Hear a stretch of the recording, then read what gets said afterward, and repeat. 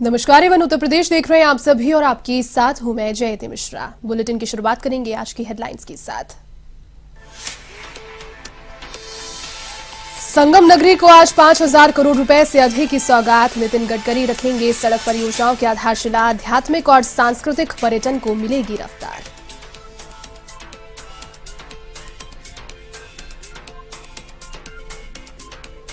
UP को विकास कार्यों की सौगात। लखनऊ में पुलिस कमिश्नरेट के भवन का शिलान्यास कार्यक्रम आयोजित। कई राजकीय भवनों का भी हुआ लोकार्पण।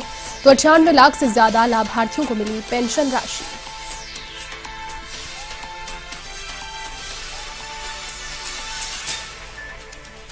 कोरोना संक्रमण की तीसरी लहर ने दी दस्तक। यूपी सरकार ने जारी की नई गाइडलाइन। लगाया नाइट कर्फ्यू। मकर संक्रांति तक स्कूलें बंद।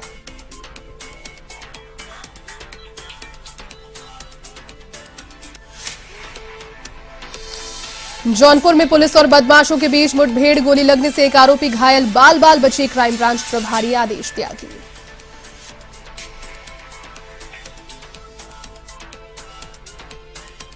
यूपी के बांदा में पुलिस की कार्रवाई। नशे का कारोबार करने वाले 5 संदिग्धों को किया गिरफ्तार। भारी मात्रा में मादक पदार्थ बरामद।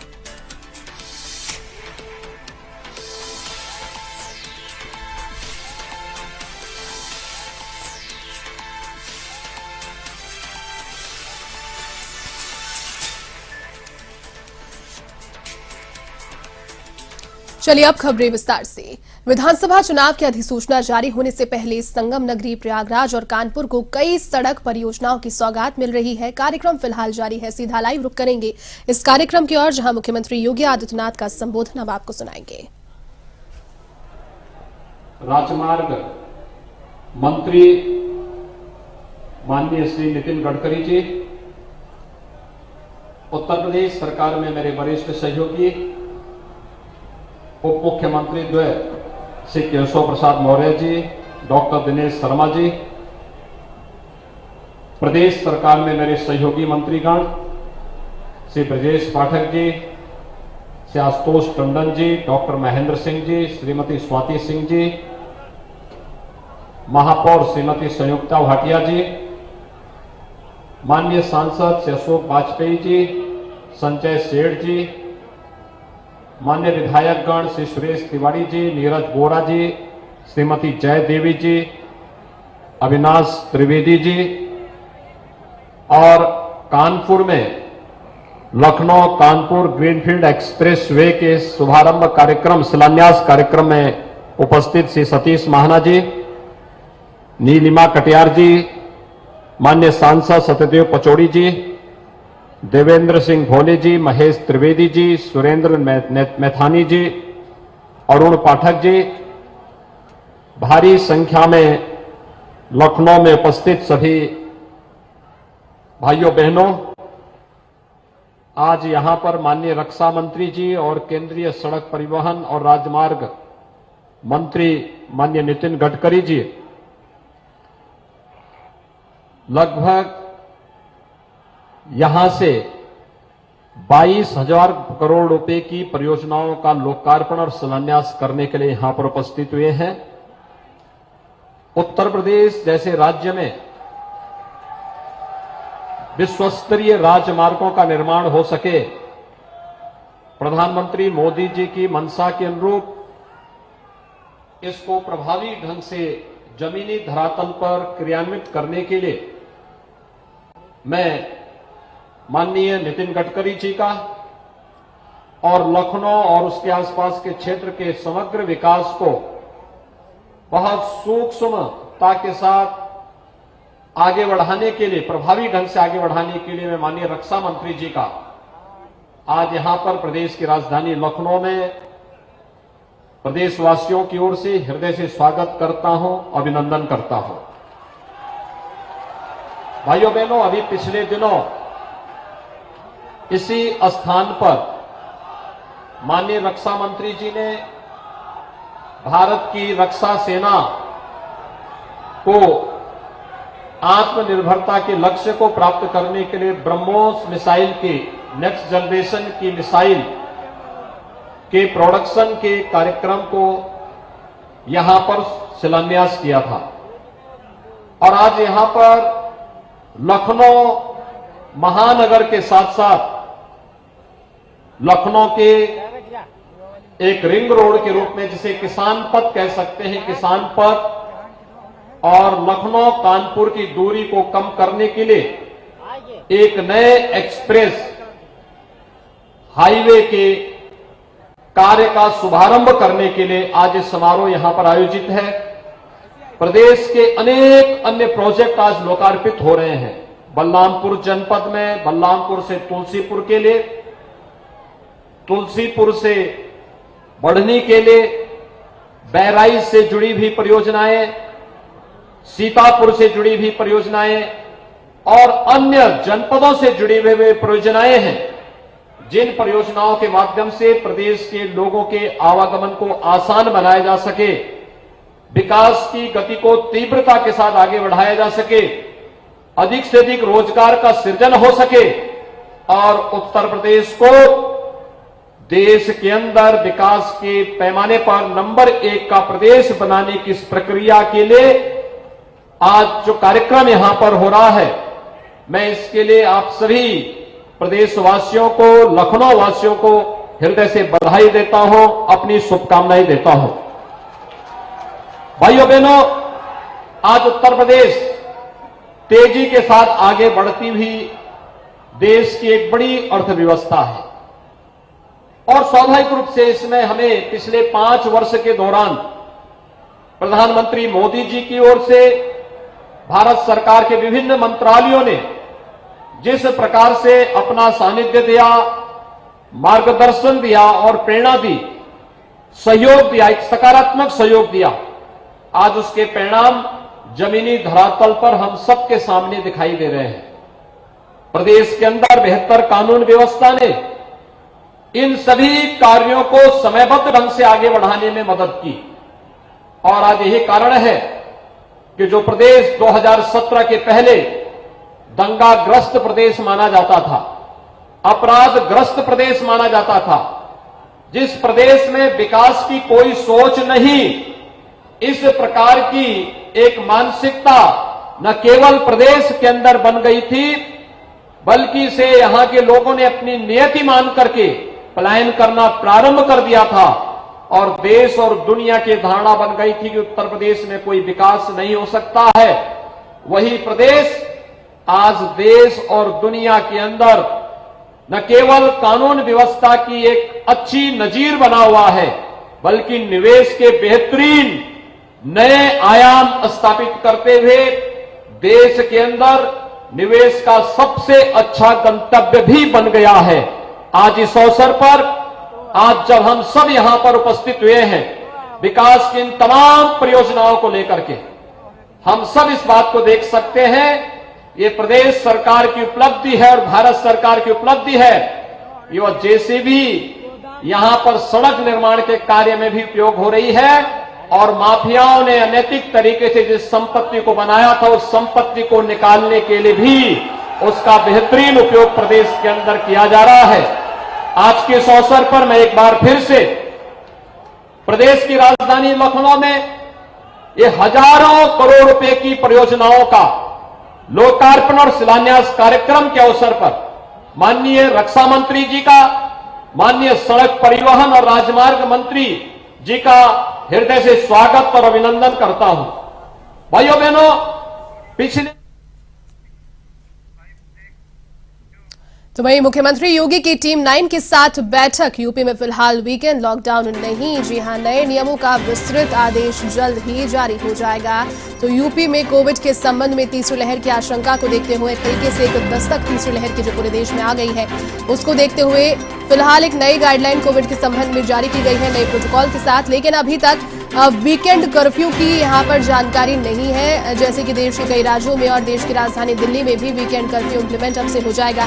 लेकिन उत्तर प्रदेश में फिलहाल वीकेंड लॉकडाउन नहीं है, ये जानकारी आई है टीम 9 की मुख्यमंत्री के साथ बैठक के बाद। अधिक अपडेट के साथ यूपी से स्टेट हेड अमरीश सिंह इस वक्त मेरे साथ फोन लाइन पर जुड़ गए हैं। अमरीश, देखिए, तीसरी लहर की दस्तक पूरे देश में हो चुकी है और इसी बीच कई राज्यों ने अपने अपने तरीके से कड़े प्रावधान उठाना शुरू कर दिया। बात अगर राजधानी दिल्ली की करें तो वहां पर भी वीकेंड कर्फ्यू को तवज्जो दी जा रही है, लेकिन टीम 9 की जब बैठक यूपी के मुख्यमंत्री के साथ हुई तो क्या नए कोविड के प्रोटोकॉल, प्रावधान और एडवाइजरी अभी जारी हुई है? क्या इसमें कोई जिक्र वीकेंड कर्फ्यू का या फिर जो है उसके बारे में क्या जानकारी आपके पास? देखिए जैसी समय में संशोधन जरूर किया गया। चुनावी राज्य उत्तर प्रदेश, जी, हाईकोर्ट ने भी एक सख्त निर्णय लिया था और उसमें कहा गया था, उन्होंने चुनाव आयोग और प्रधानमंत्री नरेंद्र मोदी से ये कहा था स्पष्ट शब्दों में कि उत्तर प्रदेश सहित 5 राज्यों में जो चुनाव हैं वहां पर कोरोना की कितनी लहर और संभावित लहर जो ओमिक्रॉन है उसकी कितनी आशंका है, क्योंकि जिस तरीके से केस बढ़ रहे थे, दर्ज किए जा रहे थे, उस पर निर्णय लेने के लिए कहा गया था। चुनाव आयोग उत्तर प्रदेश आया और यहाँ पे सभी राजनीतिक दलों के साथ, अधिकारियों के साथ बैठक के बाद ये निर्णय हुआ कि चुनाव सही समय पर होने चाहिए। लेकिन जिस तरह से केस बढ़ रहे हैं और पिछले 3 दिनों की अगर हम बात करें तो जिस तरीके से एक दुगनी नहीं बल्कि चौगुनी संख्या से मरीज आ रहे हैं, उस पर टीम 9 ने कल भी एक बैठक की थी जिसमें कुछ फैसले लिए गए थे। और कोरोना का जो नाइट कर्फ्यू का समय है 11 से 5 था, रात 11 से सुबह 5, उसको बढ़ाकर रात 10 से सुबह 6 कर दिया गया। लेकिन वीकेंड लॉकडाउन पर कोई फैसला नहीं हुआ। आज भी जब सुबह टीम 9 की बैठक हुई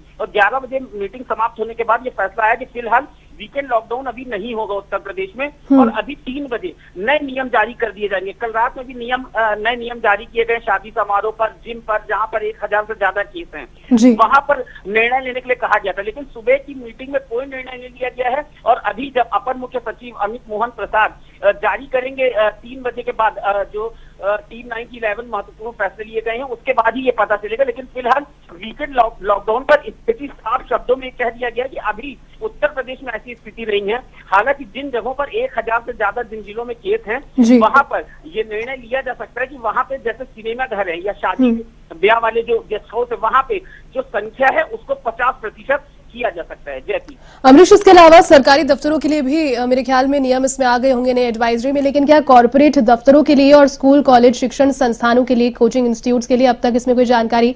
चूंकि लगातार बढ़ रहे केसेस के बीच में वर्क फ्रॉम होम का जो कल्चर आया था कई राज्यों में अभी भी उसे लागू किया गया है। यूपी में अभी व्यवस्थाएं हैं क्या सरकारी दफ्तरों के इतर इस चीज की? जी, जैसे अगर स्कूल कॉलेजों की बात करें तो सबसे पहले स्कूल कॉलेजों के प्रबंधकों को साफ और स्पष्ट शब्दों में कह दिया गया कि मकर संक्रांति तक 1 से लेकर 8 कक्षा तक के स्कूल मकर संक्रांति यानी 14 जनवरी तक बंद रहेंगे, जो पहले 8 जनवरी तक के थे, उसको बढ़ा दिया गया है। सरकारी दफ्तरों के लिए अभी फिलहाल किसी भी तरीके की गाइडलाइन नहीं जारी की गई है, लेकिन पिछली ही जैसे कि पिछली सावधानियां थी, 2 गज की दूरी, मास्क है जरूरी, इस पर अभी भी अमल किया जा रहा है। लेकिन फिलहाल कोई ऐसी गाइडलाइन नहीं आई है। अभी जो गाइडलाइन आई है वो सिर्फ गेस्ट हाउस के लिए, शादी समारोह के लिए या सिनेमा घरों के लिए, जिम के लिए, बैंकेट हॉलों के लिए, इन्हीं सब चीजों पर है। अभी मार्केट भी उसी तरीके से, हाँ, पूरे उत्तर प्रदेश में धारा 144 पिछले 15 दिनों से जरूर लागू है, लेकिन उसका असर देखने को मिल नहीं रहा। अभी भी भीड़ भाड़ दिख रही है और नए साल पर जिस तरीके से भीड़ दर्ज हुई है उस पर लगता नहीं कि धारा 144 का कहीं भी नियम जो है वो फॉलो किया जा रहा है। जैसी बिल्कुल, चलिए अमरीश, बहुत शुक्रिया तमाम बातचीत के लिए।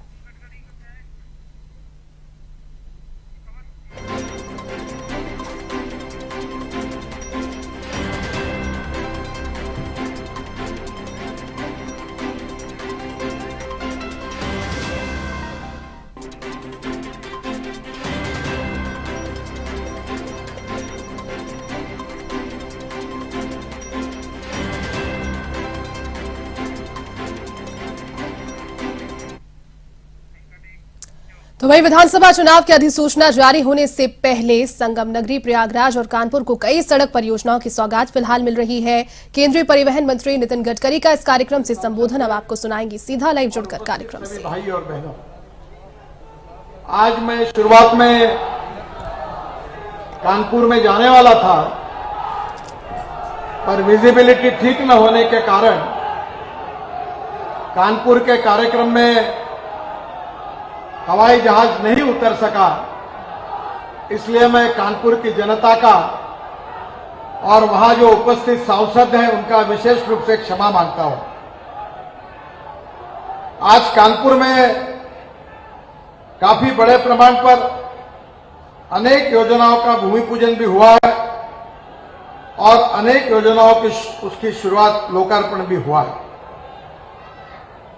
आज विशेष रूप से कानपुर से लखनऊ एक नया ग्रीन एक्सप्रेस हाईवे, इसके भी कार्य का शुभारंभ हुआ है। मैं कानपुर और लखनऊ की जनता को विश्वास दिलाता हूं कि इसके बाद कानपुर से लखनऊ का डिस्टेंस केवल आधा घंटे का होगा। आधे घंटे में आप आ सकोगे। जैसे ट्विन सिटी होती है, मुंबई और पुणे के बीच में जैसे जिस प्रकार का हुआ, उसी प्रकार का कानपुर और लखनऊ के बीच में यातायात की व्यवस्था होगी। आज विशेष रूप से लखनऊ में भी कार्यक्रम हो रहे हैं और इसमें से माननीय राजनाथ सिंह जी के आग्रह पर जो उन्होंने यहां के रिंग रोड के बारे में विशेष रूप से कहा था, उसके बारे में भी आज सभी प्रकार से उसका भी काम काफी गति से हुआ है। पर यहां बलरामपुर से तुलसीपुर तक करीब 8-1 हजार करोड़ की योजनाओं का लोकार्पण और शुभारंभ आज हुआ है। मैं विशेष रूप से राजनाथ सिंह जी का आभारी हूं कि उन्होंने मुझे और भी कुछ बातों के बारे में आग्रह किया था और जो बात वो कहेंगे वो मेरे लिए आदेश है, क्योंकि उन्हीं के नेतृत्व में हमने काम किया है। और इसलिए माननीय रक्षा मंत्री जी ने मुझे कहा था कि NH 27 पर मटियारी फ्लाईओवर को शहीद पथ से जोड़ने के संबंध में उन्होंने मांग की थी।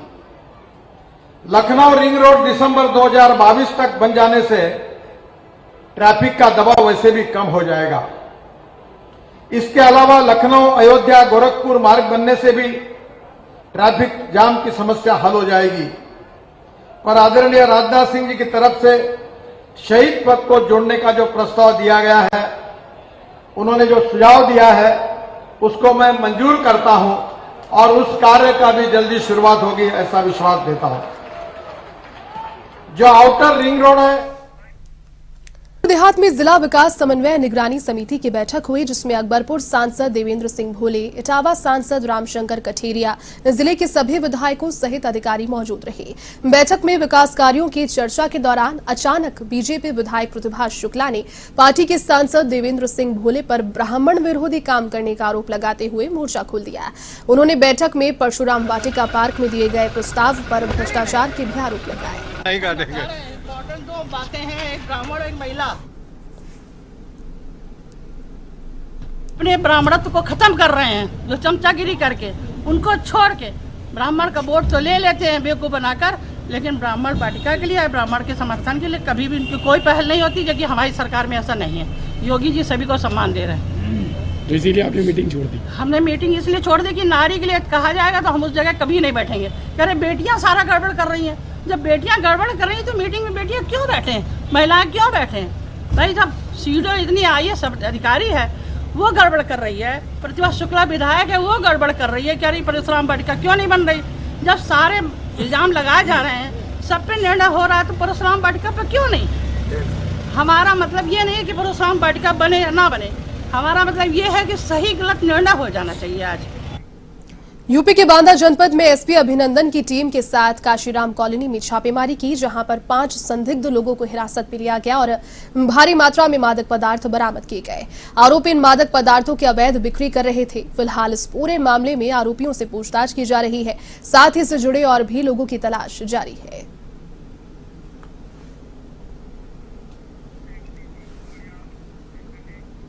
अब खबर बुलंदशहर के खुर्जा से है, जहां जंगल में एक युवक का शव मिलने से सनसनी फैल गई। सूचना पर पहुंची पुलिस ने जांच पड़ताल के बाद शव को अपने कब्जे में लिया। मृतक की शिनाख्त बाहरोबास गांव के निवासी राहुल के रूप में हुई है। मृतक के गले में चुन्नी का फंदा पड़ा था। थाना प्रभारी ने बताया कि जांच के आधार पर आगे कार्रवाई की जाएगी। चलिए, इस बुलेटिन में फिलहाल के लिए बस इतना ही। देश और दुनिया की तमाम बड़ी खबरों को देखने के लिए आप देखते रहिए A1 TV। नमस्कार।